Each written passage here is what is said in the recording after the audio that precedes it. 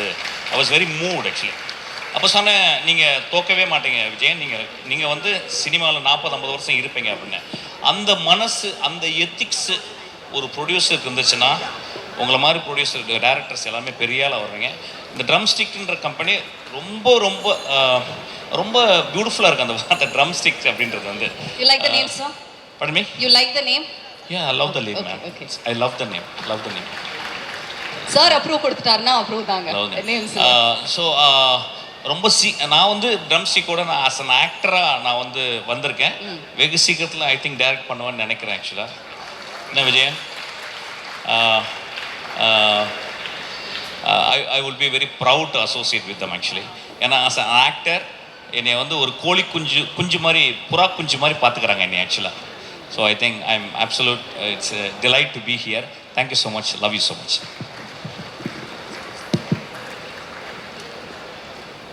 எனக்கு ஆக்சுவலாக வந்து சினிமா எங்களுக்கு அவ்வளோ பெருசாக பழக்கமில்லாத ஒரு விஷயம். நாங்கள் வேறு விஷயங்கள்ல இருக்கோம். ஆனால் இந்த சினிமாவை ரசிக்கிறதுக்கான காரணங்களே வந்து இந்த மாதிரி சார் மாதிரி இதில் ஒரு குறிஞ்சி மலர் மாதிரி எங்காவது ஒருத்தர் 2 பேர் தான். Good evening, sir. Good evening. The most trending person now. Kind of. Okay, நீங்கள் வந்திருக்கீங்க நம்ம படத்தோடைய ப்ரீ ரிலீஸ் இவெண்ட்டுக்கு. ஆண் பாவம் பொல்லாதது ஃபஸ்ட்டு டைட்டில் இருந்தே வந்து ஆரம்பிப்போம் சார். கேட்கும் போது எப்படி இருந்துச்சு? இல்லை, ஆண் பாவம்னா எனக்கு பாண்டியராஜஸ் தான் ஞாபகம் வர்றாரு. ஆனால் அது எக்ஸ்ட்ராடனரி மைண்டு.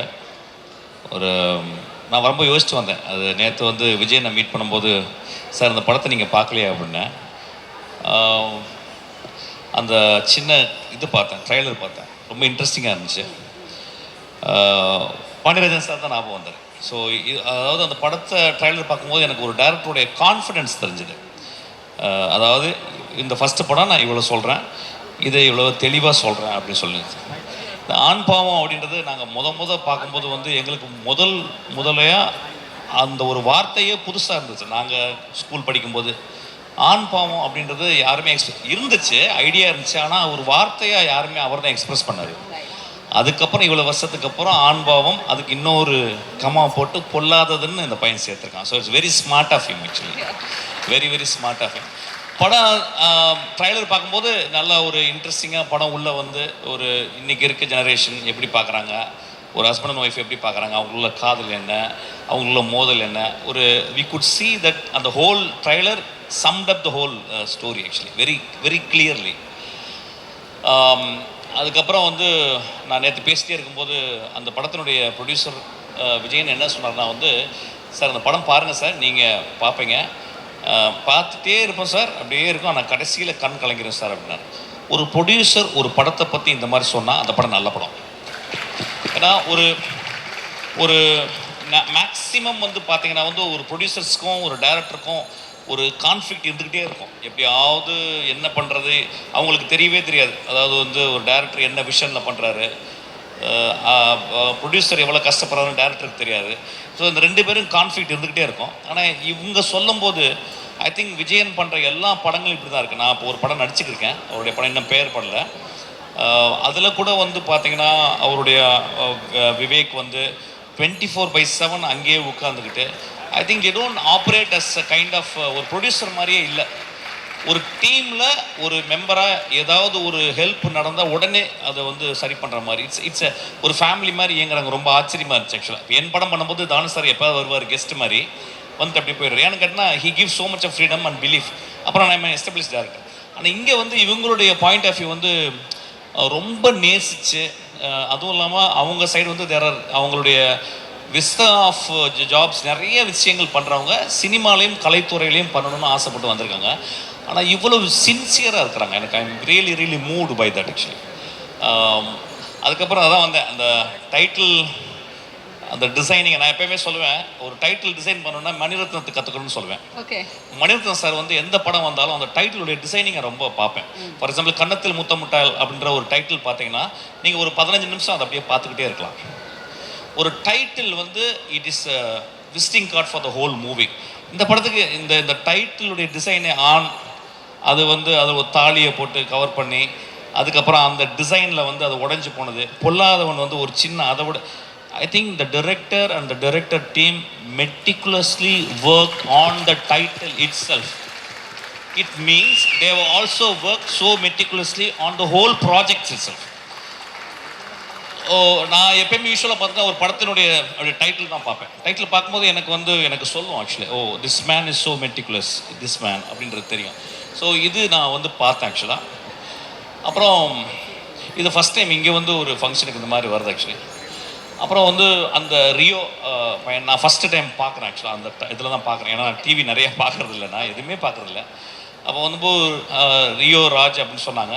அந்த அந்த ட்ரைலருக்குள்ளே அந்த பர்சன் இப்போ நீங்கள் பார்த்தீங்கன்னா ஒரே ஷாட்டில் பேசிட்டு வருது. அந்த டயலாக்லாம் I think is so much of confidence அது எனக்கு தெரியுது. அதுக்கப்புறம் அந்த ட்ரைலரை நான் பார்த்தேன். இன்னொன்று என்னன்னு கேட்டால் அவங்களுடைய மனைவியாக நடித்தவங்க Malavika. I think after long time I see a very very genuine face பார்க்குறேன். the face, very fresh. அந்த ஃபேஸ் எப்படின்னு கேட்டிங்கன்னா the face speaks volume without speaking. She doesn't need to speak. I think she can act out so beautifully. அதை I seen actually. அது ரொம்ப பக்கத்து வீட்டு பொண்ணு, அந்த காலத்தில் ஷாலினின்னு சொல்லுவாங்க ஆக்சுவலாக. அந்த மாதிரி ஒரு இது. ஏன்னா இதை கூட director he was so clear. அவர் ஃபேஸை பார்த்து போடலை, ஆடிஷன் பண்ணி தான் போட்டிருக்கான். அதனால் அவனுக்கு நிச்சயமாக பெரிய லைஃப் இருக்குது சினிமாவில். So simply is not taking the idea of some people. அவரை போடுங்க. என் படத்தில் சொல்லுவாங்க, நான் அசிஸ்டன்ட் போது யார் அந்த ஹீரோயின், ஏன்னா நான் நிறைய பார்க்குறதில்ல படம். உடனே வரிசையாக சொல்லுவாங்க, சார் இந்த பொண்ணு அப்போ சொல்லிட்டு இந்த பொண்ணு நீ லவ் பண்ணுறியாடா அப்படின்னு கேட்பேன் ஆக்சுவலாக அசிஸ்டன்ட். அப்படி தான் அமைத்தேன். ஒரு டைரக்டர் ஒரு ஹீரோயினை தேர்ந்தெடுக்கிறதே ரொம்ப வித்தியாசமான ஒரு விஷயம்.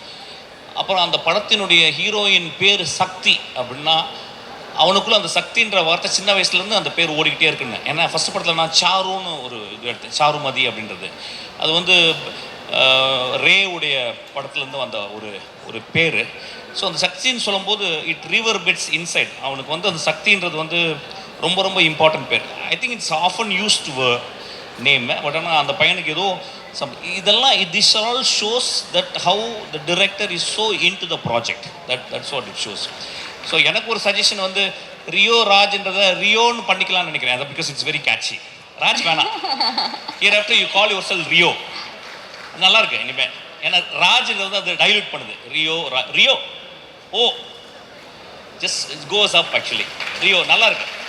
இதுக்கப்புறமா ஒன்லி ரியோ அது போதும். லியோ அது மாதிரி லியோ அது நல்லா இருக்கு ஆக்சுவலாக. ரியோ அப்படின்னு வச்சுக்கோங்க. ஓ சார், நாங்கள் ஃபர்ஸ்ட்ல இருந்து ரியோன்னு தான் கூப்பிடுவோம். பட் ஐ திங்க் டைட்டில் மட்டும் தான் ரியோ ராஜ் அப்படின்னு வச்சிருக்காங்க. அது ராஜ் அது அதையும் வேணான்ட்டாரு. அதை எடிட்டிங் பண்ணிடலாம், கட் பண்ணிடலாம். ரியோ அவ்வளோதான் போதும். அது இன்ட்ரெஸ்டிங்காக இருக்கு. ஸோ அப்புறம் நேற்று சொன்னார் நீங்கள் சார் நான் ஆக்சுவலாக என்னை இன்வைட் பண்ணுற மாதிரி வரவே இல்லை. நாங்கள் நான் படத்தில் நடிக்கிறதுக்காக உங்கள்கிட்ட நான் சும்மா உங்களோட இருக்கணும் சார், ஒரு தேங்க் பண்ணணுங்கிறக்காக வந்தேன் சார். நான் ஸ்பாட்டில் வரலன்னா வந்தார். வந்த உடனே எனக்கு சொன்னார், நாளைக்கு வரீங்களான்னு. சினிமா ஃபங்க்ஷனுக்கு வரதோட வாழ்க்கை என்ன பண்ண போகிறோம்? சினிமா ஃபங்க்ஷனில் ஒரு டீமையோ ஒரு மனிதர்களையோ வாழ்த்தாமல் இந்த வாய் எதுக்கு இருக்க போகுது ஆக்சுவலி. ஸோ நான் சொன்னேன் உடனே வரேன் விஜயன் அப்படின்னு சொன்னேன். உடனே வரேன்னு சொன்னேன். அதுக்கப்புறம் அவர் அந்த ட்ரெய்லரை போட்டு காட்டினார். படம் பார்க்கல. I will see the movie. If it really touches movie, I'm going to talk about this movie. I hope it will touch my movie. அப்புறம் எனக்கு ரொம்ப பிடிச்சது டைரக்டர் அவர் பேசும்போது நல்லா பேசினார். ரொம்ப அந்த முதல் குழந்தையினுடைய பேச்சு.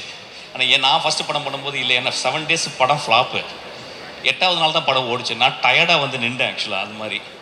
ஆனால் அந்த பையன் ரொம்ப அது தெரிஞ்சிருச்சு. என்னென்னா அந்த பையன் is work a lot many years. வீட்டை பற்றி அண்ணனை பற்றி சொல்லும்போது எனக்கு ரொம்ப, அதாவது அவன் படிக்கட்டும்னு சொன்னார். எனக்கு டியூரருடைய பெயிண்டிங் தான் ஞாபகம் வந்துச்சு. டியூரருடைய அண்ணா 2 பேர் தான் படிக்கணும் போது டியூரர் போய் படிக்கட்டும் அப்படின்னு டியூரர் சொன்னோடனே டியூரர் அவங்க அண்ணா கறியை பொறுக்கிற வேலை செஞ்சார், நிலக்கரி. அந்த கைகளை டியூரர் வரைஞ்சார். So it's most immortal image அது டியூரருடைய பெயிண்டிங். ஸோ அதை ஞாபகம் வந்துச்சு. ஐ திங்க் நீயும் டியூரர் மாதிரி ஆகணும். இந்த படம் நிச்சயமாக வெற்றி படம் ஆகுன்ற எனக்கு ஃபீல் வந்திருக்கு எனக்கு. ஏன்னா அது பட் இன்னும் மேன்மையான படங்கள் எடுக்கணும், இன்னும் ரிஸ்க் எடுத்து டியூரர் மாதிரி படங்களை உருவாக்கணும் எனக்கு. Please visitor. And also he called his assistants and introduced. That is a fabulous thing actually. Assistant director அவங்களுக்கு வந்து எவ்வளோ பெரிய கான்ஃபிடென்ட் லைஃப்பில் அவங்களுக்கு வந்து இந்த மாதிரி ஒரு அறிமுகம், இந்த மாதிரி ஒரு மேடையில் அப்படின்றது. அப்புறம் வந்து எனக்கு ஃபஸ்ட்டு வரும்போது அந்த பையன், எனக்கு அந்த பேரே பிடிக்குது, அவனுக்கு கலையரசன் தங்கவேலு, எனக்கு ரொம்ப பியூட்டிஃபுல் காம்பினேஷன் அது.